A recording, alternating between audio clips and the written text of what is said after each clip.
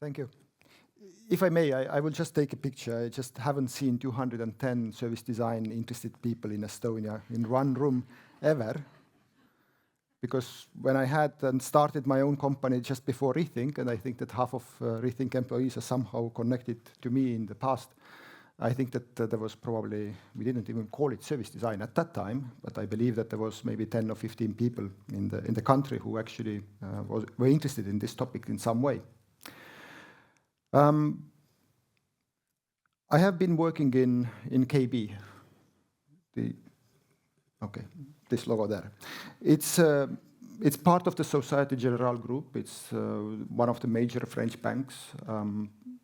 We are a completely separate company in Czech Republic, but as Jana was already saying, we were very much a traditional bank in every possible way. Around 1.7 million customers today, leader in the corporate banking, third on the market in the retail banking, but we were what you could call a real dinosaur. I would use a little bit less polite words than Jana did. So we were a real dinosaur in everything that concerned about how to make really good customer service happen. We went from 0 designers, more or less, to around 500, which will be the target next year. I will tell that story a bit about that one.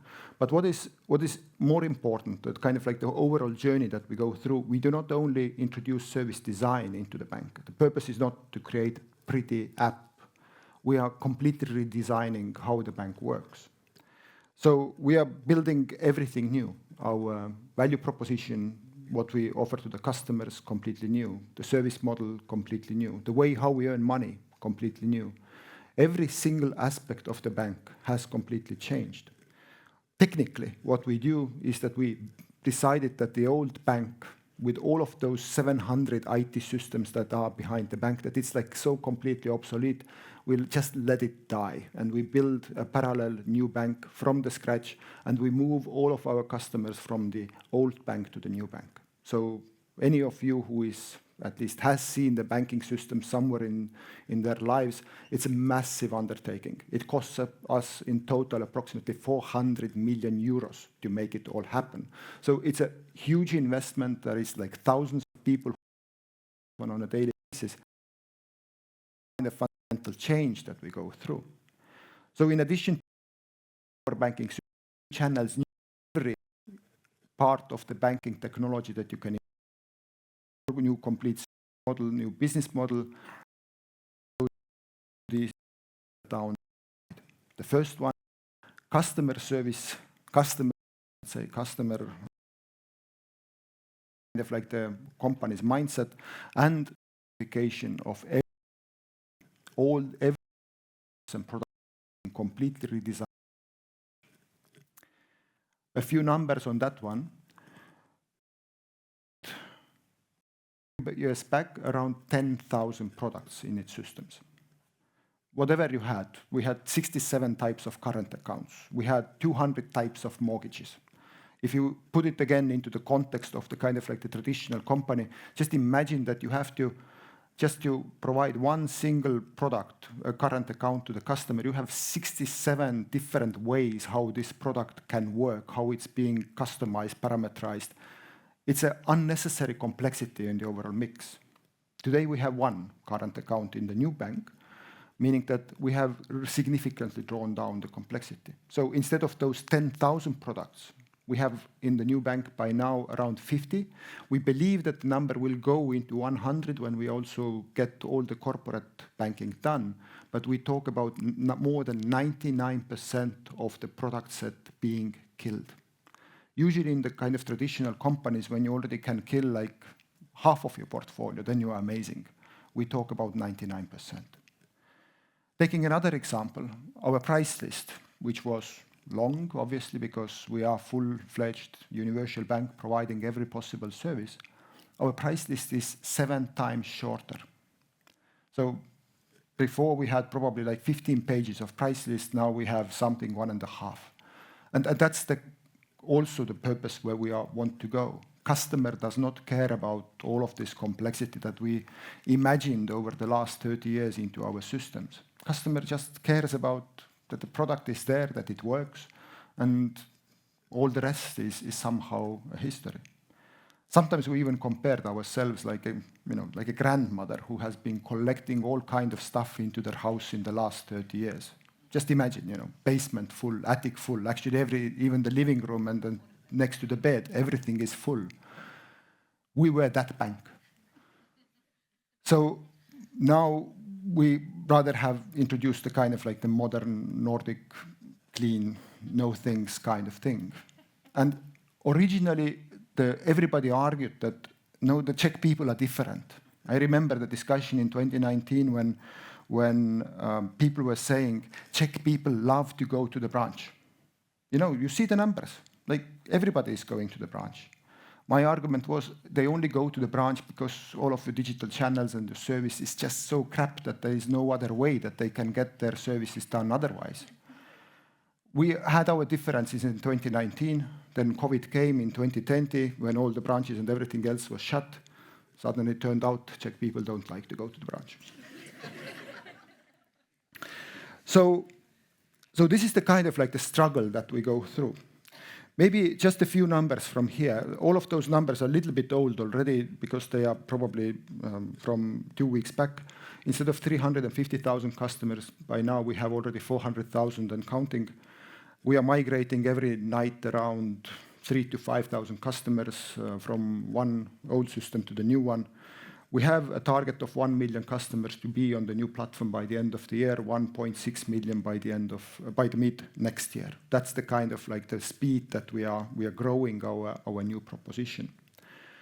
Why this thing is so important? Because if you look at this way, we have the old bank where the customers are. We build the new bank.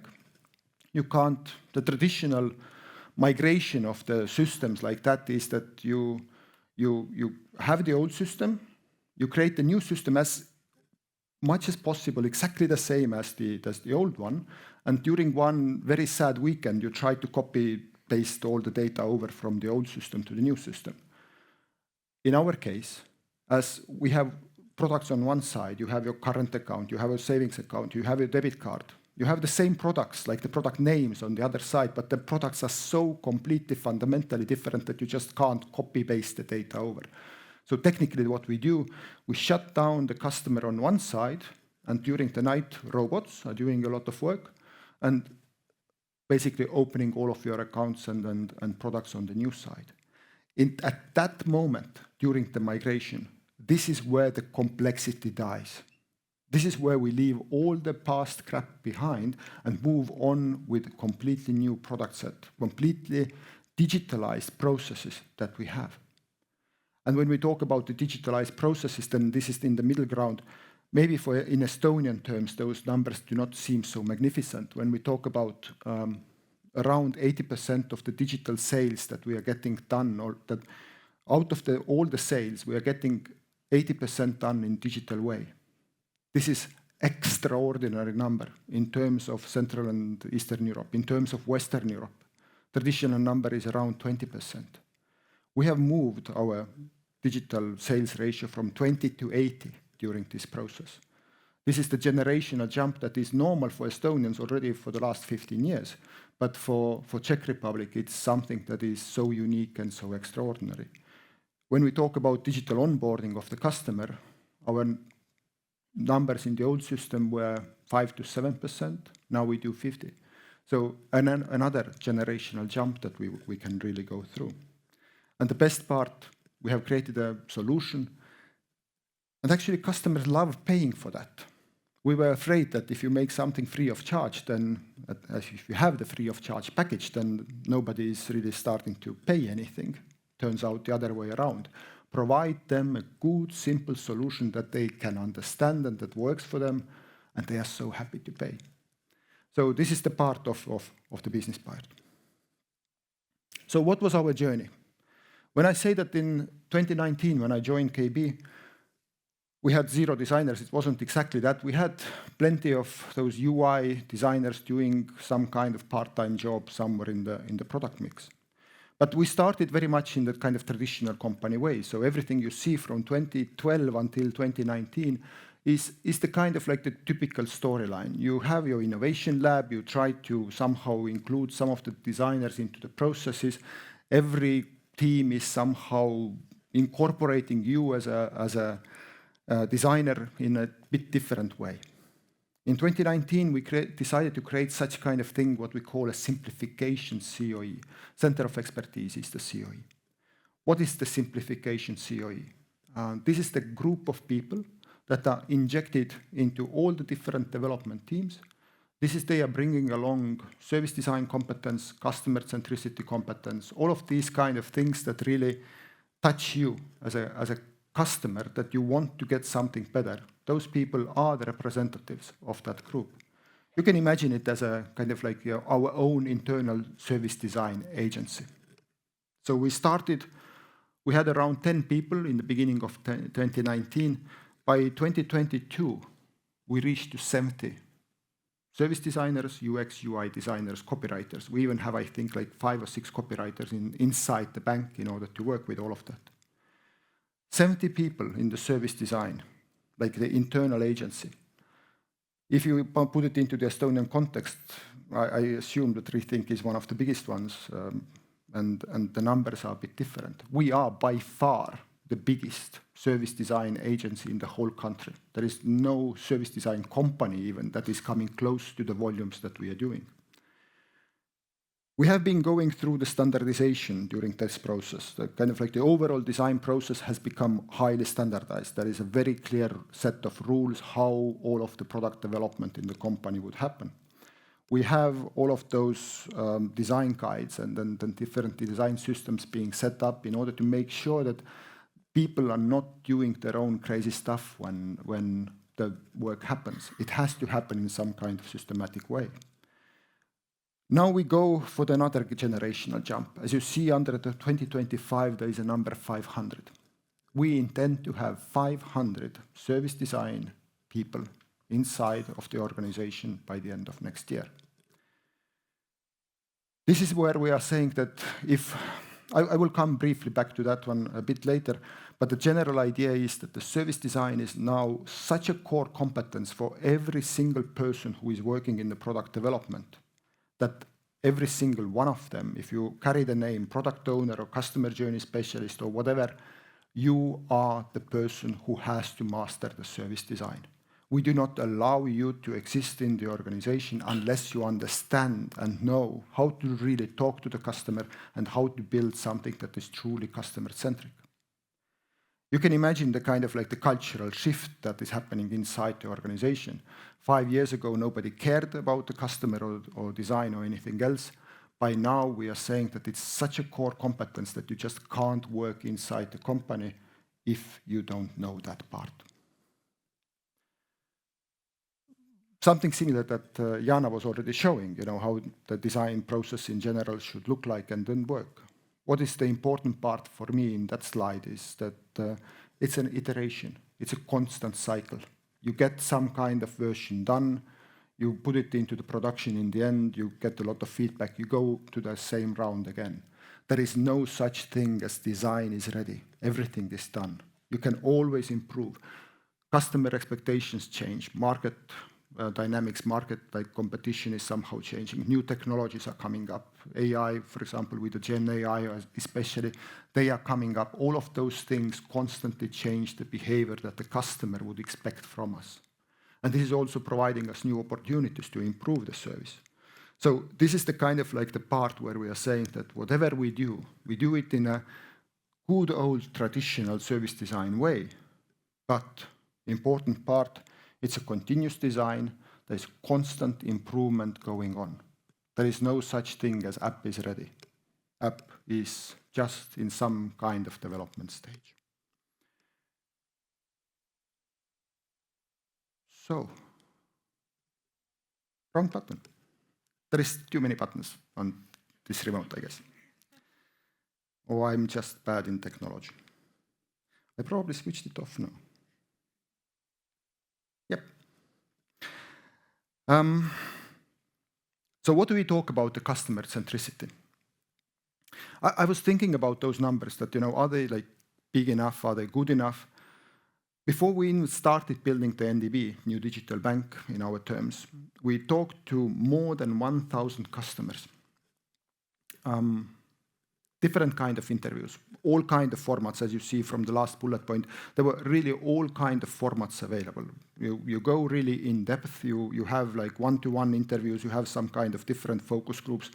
Just imagine the technique we probably have worked and we are still working with it. So more than 1,000 before you even start, just to get an understanding, what do you as a customer need? And they don't only focus on the kind of like on the UI design, they really talk about what's the kind of service that you would like to have? In which way should we build up the product so that it actually meets your needs? What are your needs? I mean, all of those questions were probably the first time ever that a lot of product owners ever asked from themselves. Because product owner in our context was quite often what we call the product lawyer. It was the person who just knew the product, all the technical nuances, all the system capabilities, everything that the customers were offered by the competitors. They knew everything about the legislations and they always knew all the reasons why it cannot be made any simpler. When they started to talk about the customers, it felt a bit awkward first, but as the people who were facilitating all of those interviews, gradually they started to understand that, actually it's a valid feedback. It's something that helps me to make the product better. And when the first iterations of the actual design started to come out, and you really saw with your own eyes that the complicated things somehow gradually became better and better and you more likable, then if in the beginning we had to push designers into the teams, then at some point we were at this moment where we just couldn't hire fast enough from the market or train the service designers ourselves because everybody was demanding, I want the designer in my team because they make the whole product better. We still talk to more than 1,000 customers each year. If you just divide it with approximately 200 working days, in Czech Republic there is probably a bit less, I guess. Beer is good, at least this is what they say. I don't drink myself, so I don't know, but the point is, every single day we talk to more than 5 customers in different formats. There is a complete, every day, there is another groups of people coming in, another workshops that are basically taking place in order to get every possible feedback about the products that we are building. I'm happy about those numbers because this is exactly what the aim is. We want to create something that is truly simple and truly getting things in a better shape. Just a few picture examples as well. You can't probably go too much into the details, and I assume that it's in Czech. No, yes, it is. So, but the general idea, on the left side, you see how the product and process really worked in the past. It was actually already looked quite nice. It was 6 steps. It was like relatively nice steps.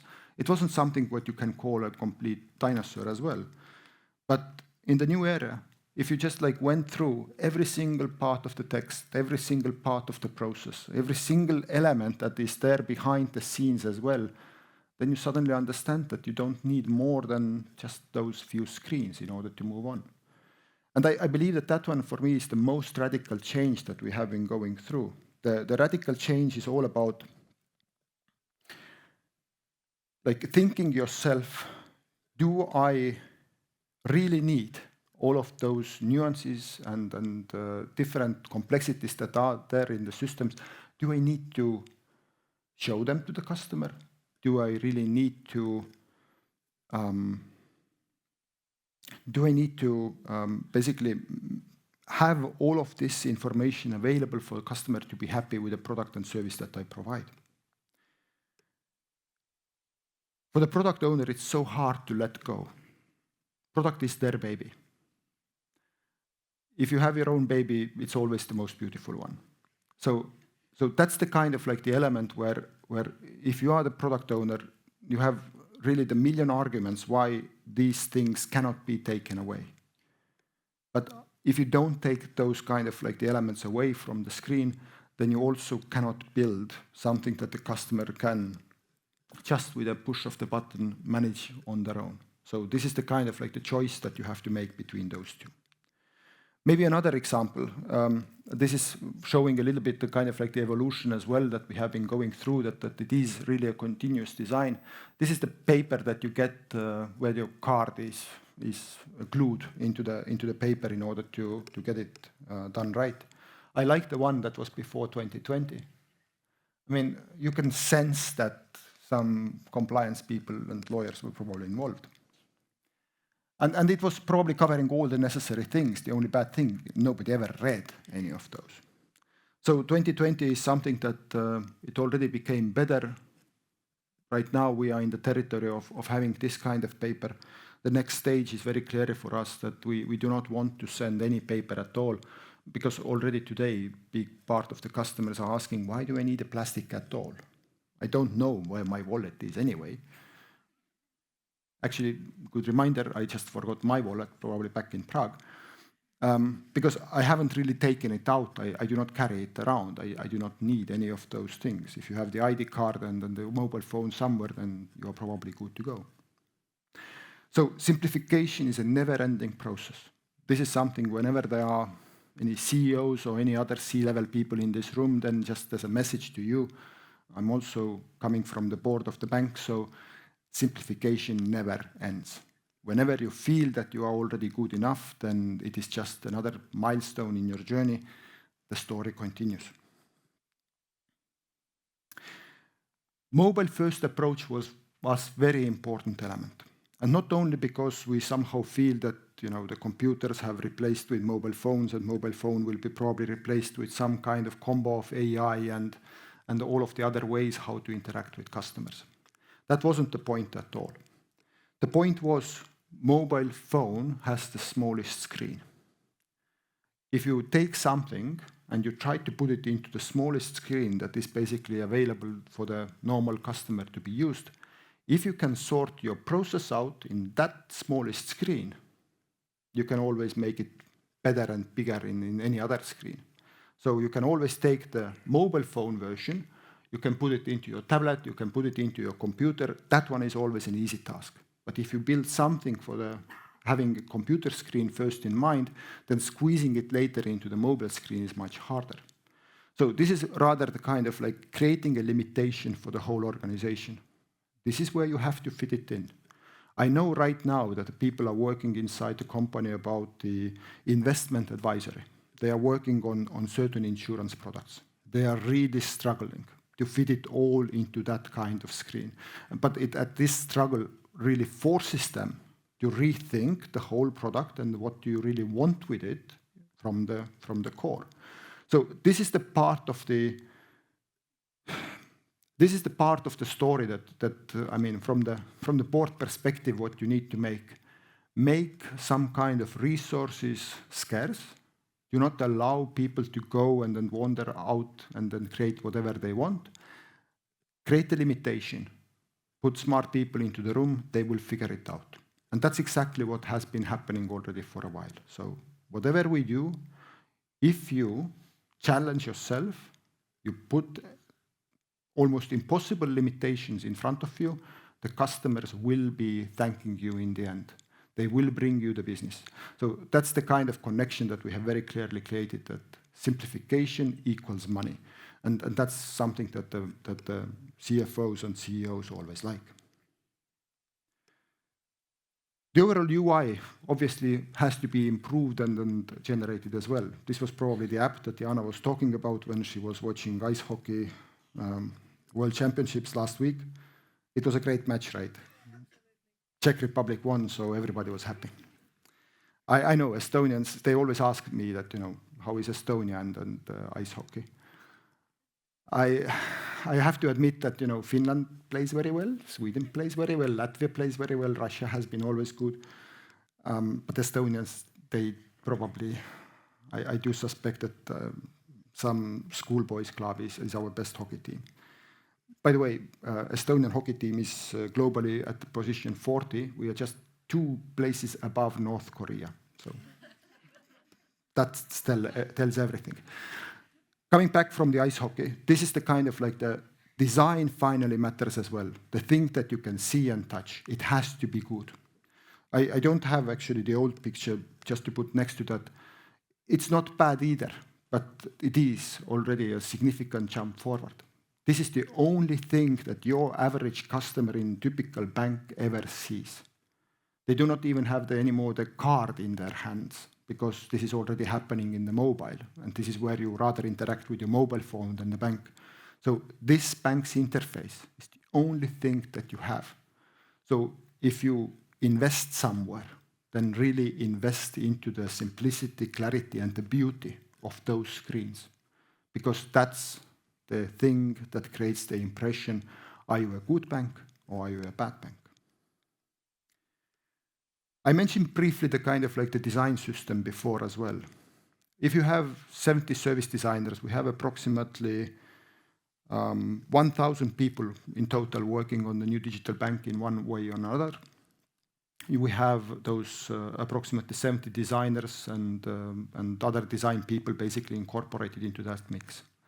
If you have that many people, you need a system. You just can't allow everybody to do things in their own way.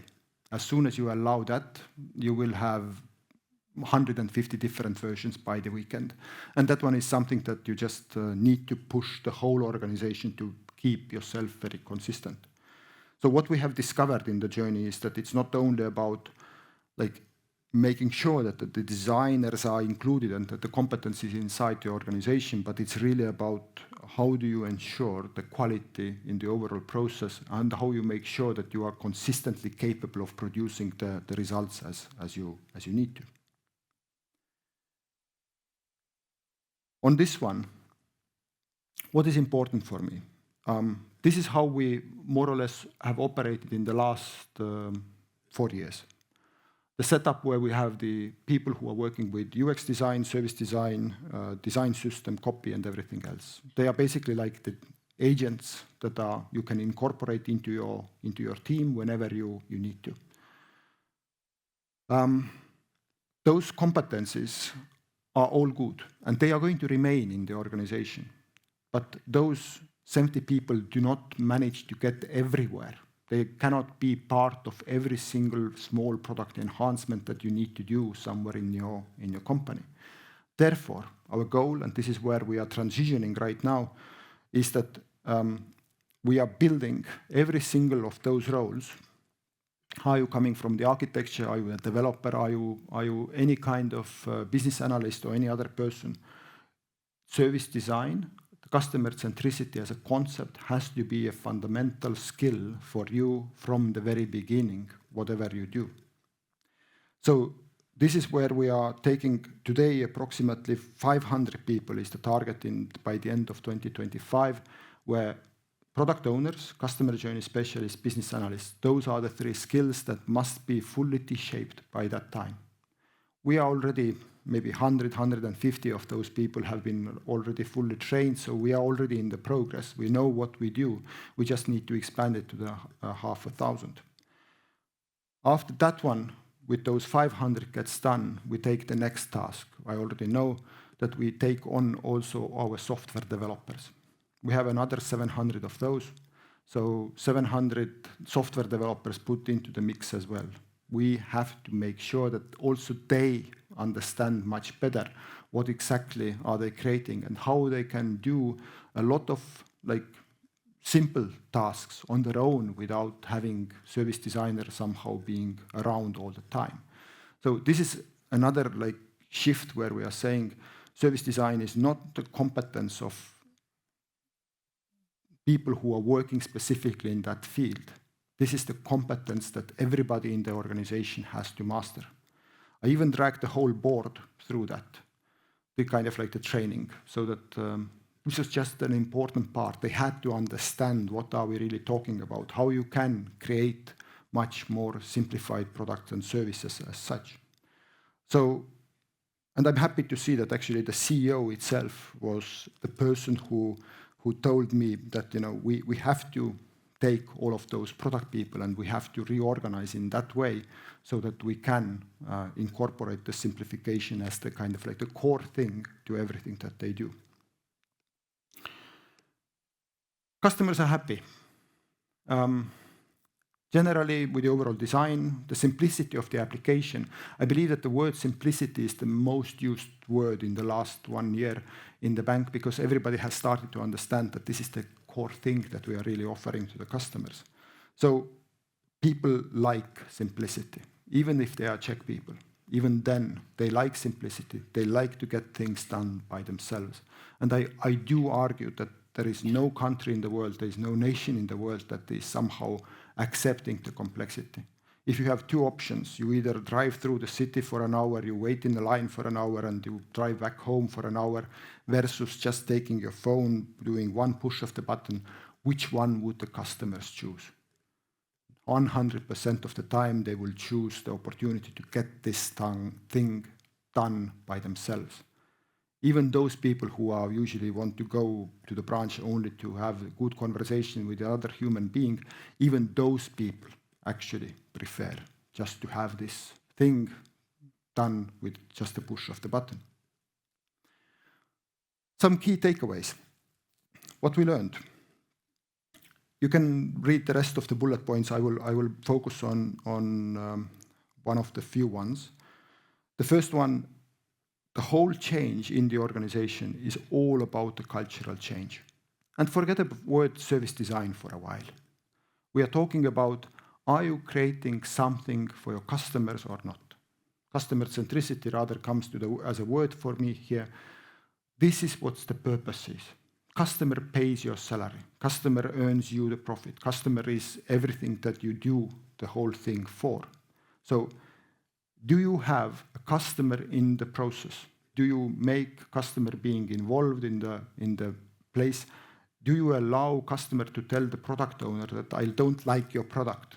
I much more like the competitor's product, or I like the product if it were designed a different way. And I think that one is the kind of like the biggest cultural shock that the organization has to go through. That the product owner is not the smartest person about what the product has to be, but the smartest person about the product is a customer. Because the customer eventually is the one who is using it. It is for them. That's the kind of like the core that has to be there. The second one is that you really have to basically let the designers to take the charge. I believe that in every organization there is a certain situation where the CEO comes around the table and says that, but I like the logo a little bit bigger and the button should be a bit different color. And all of those kind of like the comments that are coming in. And then it also tries to somehow say that, but I like the process from my perspective, or from my logic perspective, the process should be designed somehow differently, because that's how I, as a CEO, I'm used to use that product. Those things you just need to throw out. In a polite way, obviously, but you have to throw that part out. Because if you don't, then you start creating something that is not actually for the end user. One person should not confuse themselves with the rest of the customer base. It's a very traditional problem that tends to happen, that somebody just thinks that, the way how I see things, that's the only right way to see things in the world. And it's usually not. If I think about what to avoid, what are those kind of like the important parts, I would take the bullet number 4 here and then say design by committee is something to avoid as well. You know those, right? 10 people come to the same room, somebody from communication, somebody from product, somebody from legal and compliance, and then they all decide what would be the best design in the end. This is a very usual trap, but this is something that must be avoided at any cost. Design by committee is never a good design. Design by committee is always average, at best. It is something that if you have to think about it probably this way. Yes, all of those people come to the room, they give their feedback. You take that feedback, you go back, you do another set of tests, another iterations with your design and everything else, but you do not make them like in charge of how exactly your process and your product is finally being designed. And I'm not talking here about only the kind of what you can see, the design. In our case as well, like 80 or 90% of the design actually happens behind the scenes. How exactly the product and process has been built up. that kind of service design process is something where you just have to keep your head cool and let all of those things happen as they need to. And maybe the bullet number 5 here is also, people still tend to think from time to time that, I created a pretty picture, now it's done, now I can forget about it. That kind of like the continuous design that I mentioned before, that one will be still a key element here. So never allow the whole organization to fall back to the old ways as soon as some kind of difficulty arises. Do not allow them to basically say that, the job is done, please go away, I'm happy now. This is the part where you just need to continue pushing forward. And I believe that we continue pushing forward, because going from those 0 designers to 500 is a journey that I highly recommend you to do as well. Thank you. Wonderful. Thank you, Margus.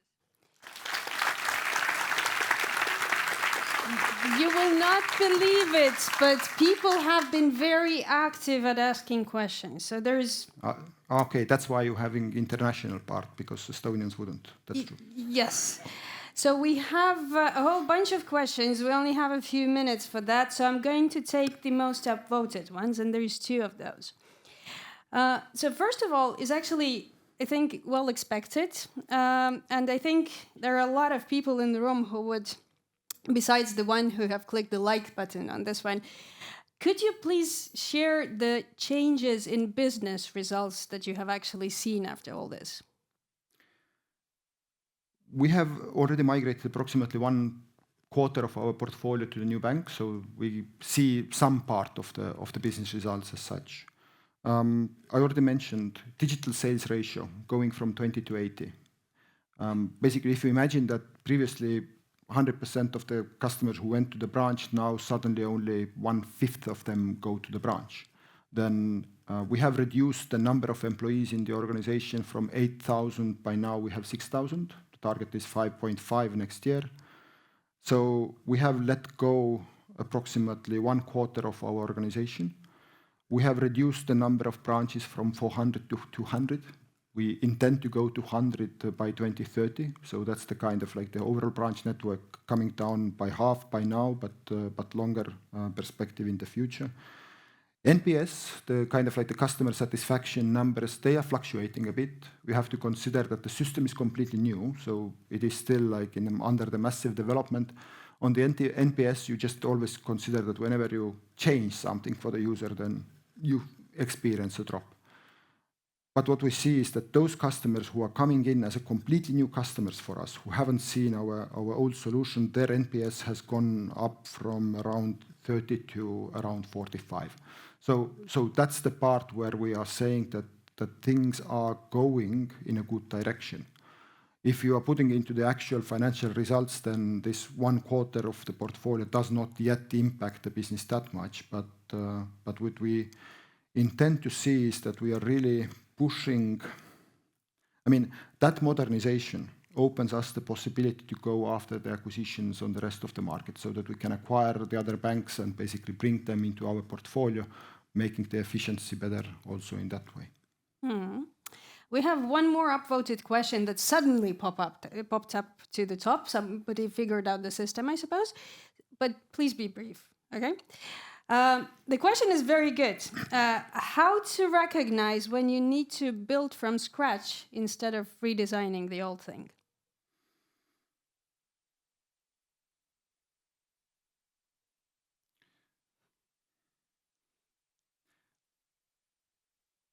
Okay, this is probably requires a few months of work and understanding where exactly the things are.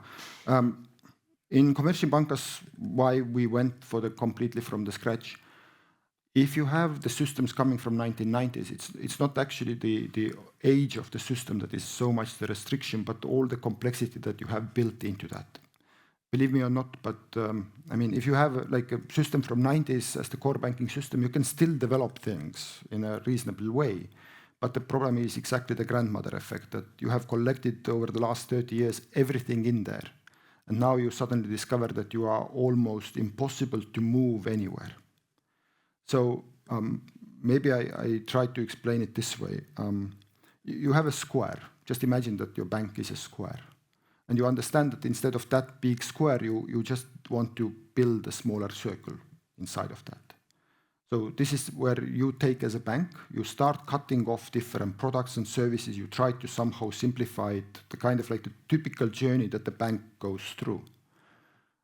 Cutting everything all the time, killing this product, killing that kind of customer group, it is always a very painful exercise that nobody really wants to go through.